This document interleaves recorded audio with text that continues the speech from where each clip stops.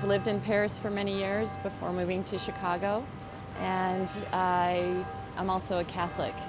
And during this Holy Week, it's very, very sad to see, but it's also moving because we know that we will rebuild, and like Easter, there's hope.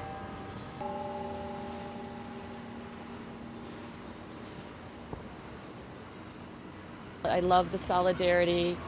Even friends who aren't Catholics have been very saddened by this event, and so I really appreciate the support that gives me. But also hearing the bells here in Chicago at Holy Name made me feel that the rest of the world is behind the Parisians that are going through this big loss.